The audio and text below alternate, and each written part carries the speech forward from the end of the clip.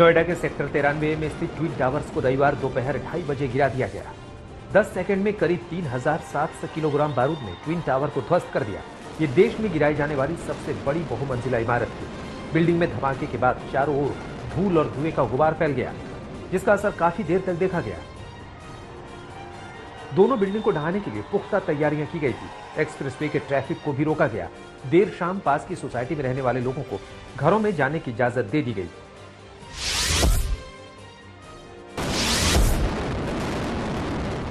Supertech company की ओर से बनाए गए ट्विन टावर को गिरा दिया गया। भ्रष्टाचार की दोनों इमारतों को जमींदोज होने में महज 10 सेकंड लगे। बिल्डिंग ढहने के बाद करीब 60 से 80 हजार टन मलबा इकट्ठा हो गया है, जिसे हटाने में करीब 3 महीने का वक्त लगेगा।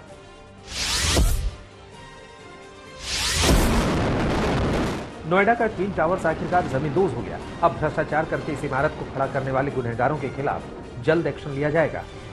यूपी के अतिरिक्त मुख्य सचिव अवनीश अवस्थी ने कहा कि सभी आरोपियों की पहचान कर ली गई है। अवनीश अवस्थी ने कहा कि सुप्रीम कोर्ट के सख्त आदेश के बाद इन अवैध टावरों को गिराया जा रहा है। यह साबित करता है कि कानून से कोई बच नहीं सकता। ये उन लोगों को सख्त संदेश देगा कि राज्य में अवैध काम को स्वीकार नहीं किया जाएगा।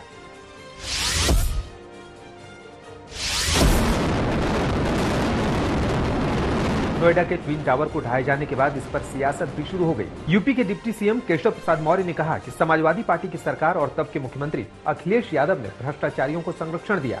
समाजवादी पार्टी का मतलब भ्रष्टाचार और गुंडागर्दी है। उन्होंने कहा कि समाजवादी पार्टी और अखिलेश यादव को इस पर जवाब देना चाहिए कि उनकी सरकार के समय इतना बड़ा भ्रष्टाचार कैसे हुआ, ये इमारत कैसे खड़ी हुई, उन्होंने ऐसा क्यों होने दिया।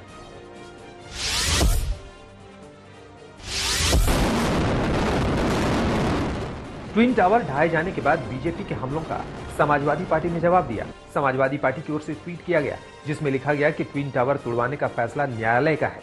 भाजपाई तो इस गुनाह में सहयोगी की भूमिका में थे, अब पीछा छुड़ाकर भाग रहे हैं और विपक्ष पर दोषारोपण कर रहे हैं।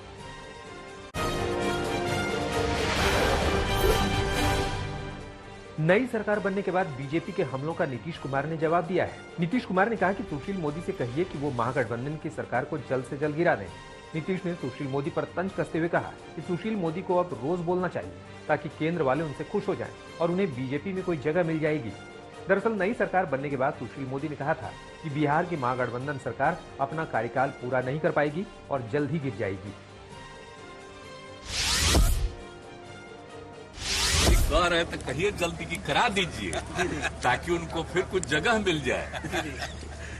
जब सरकार बनी बोलिए तो उनको नहीं ना बनाया, तो उसी के चलते हमको तकलीफ थी। लेकिन अब बेचारे कुछ बोल रहे हैं, उनको जरूर रोज बोलना चाहिए और जरूर रोज बोलेंगे तो अगर कहीं केंद्र वाले लोग उनसे फिर खुश हो जाए तो बड़ी खुशी की बात होगी, बहुत अच्छा होगा। सोनाली फोगाट की मौत के मामले में गोवा पुलिस ने 3 आरोपियों को कोर्ट में पेश किया, जिसके बाद कोर्ट ने तीनों आरोपियों को 5 दिन की पुलिस कस्टडी में भेज दिया।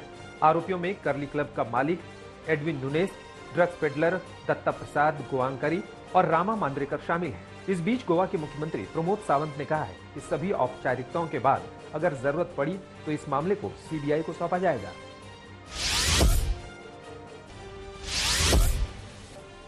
कांग्रेस के नए अध्यक्ष को लेकर चुनाव की तारीख की घोषणा हो गई। पार्टी की ओर से ऐलान किया गया है कि नए अध्यक्ष का चुनाव 17 अक्टूबर को होगा। 19 अक्टूबर को काउंटिंग होगी। पार्टी ने यह फैसला वर्किंग कमेटी की बैठक में लिया। चुनावी शेड्यूल के मुताबिक 22 सितंबर को नोटिफिकेशन जारी किया जाएगा। इसके बाद 24 सितंबर तक नॉमिनेशन किया जा सकता है। 30 सितंबर तक नामांकन पत्र वापस लिया जा सकता है। 17 अक्टूबर को अध्यक्ष पद के लिए चुनाव होगा।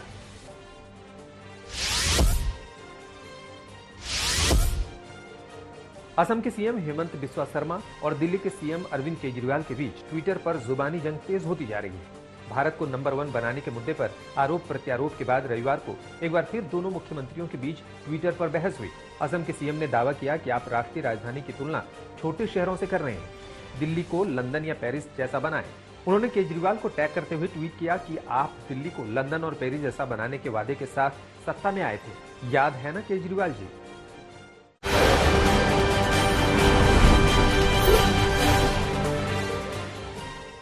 झारखंड के रांची में एक लड़की की मौत पर बवाल खड़ा हो गया है। दरअसल 23 अगस्त को दुमका में एक सिरफिरे ने पेट्रोल छिड़ककर 12वीं में पढ़ने वाली लड़की को आग लगा दी थी। जिसके बाद रांची में इलाज के दौरान लड़की की मौत हो गई। दुमका, देवघर और जमशेदपुर में विरोध प्रदर्शन शुरू हो गया है। उस बच्ची का हम लोगों ने मजिस्ट्रेट के सामने डॉक्टर की उपस्थिति में उसका बयान करवाया था। वो डाइंग डिक्लेरेशन के रूप में उसको माना जाएगा और इस केस का जो त्वरित विचारण है ना, उसके बारे में हम लोगों ने कोर्ट को इंटीमेट किया है और अभी से 1 सप्ताह से 2 सप्ताह के अंदर एक पखवाड़ा मैक्सिमम होगा।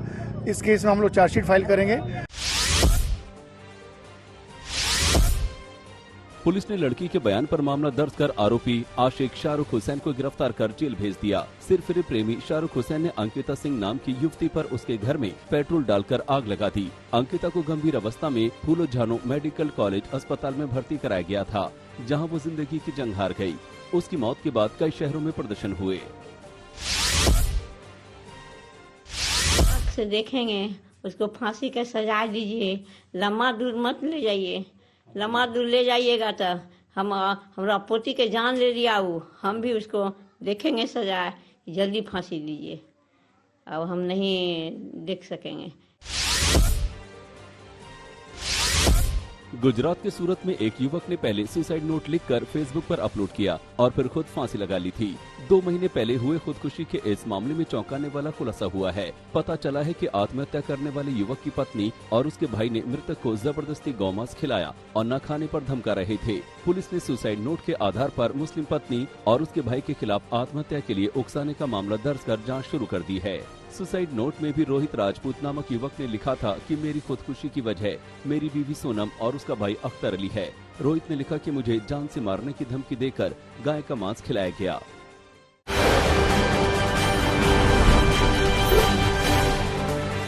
झारखंड में मुख्यमंत्री हेमंत सोरेन पर संकट की तलवार है। विधानसभा सदस्यता पर राज्यपाल आज फैसला सुना सकते हैं। चुनाव आयोग ने कहा था कि ऑफिस ऑफ प्रॉफिट का मामला बनता है।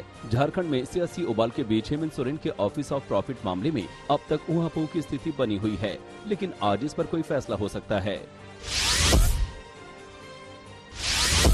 आज दिल्ली विधानसभा में केजरीवाल सरकार विश्वास प्रस्ताव पेश करेगी। इस पर हंगामे के आसार हैं। प्रस्ताव के भारी मतों से पारित होने की संभावना है। आप और बीजेपी में शराब नीति को लेकर बहस छिड़ी है। शराब नीति पर सियासी टकराव के बीच आप सरकार दिल्ली विधानसभा में विश्वास प्रस्ताव पेश करेगी। आपको पूरा बहुमत है, इसलिए कोई खतरा नहीं है। इस बीच आम आदमी पार्टी की पब्लिक अफेयर्स कमेटी की बैठक की गयी। फिर बुधवार को पार्टी के विधायकों की बैठक बुलाई गयी थी। ज्ञानवापी प्रकरण से जुड़े 1991 के वादी हरिहर पांडे को परिवार समेत जान से मारने की धमकी मिली है। आरोपी की सिर तन से जुदा करने की बात कही गई है। वाराणसी के हरिहर पांडे काशी विश्वनाथ मंदिर ज्ञानवापी मुक्ति के लिए कोर्ट में मुकदमा दाखिल करने वाले पहले व्यक्ति हैं। उन्होंने 1991 में ज्ञानवापी मुक्ति के लिए मुकदमा दाखिल किया था।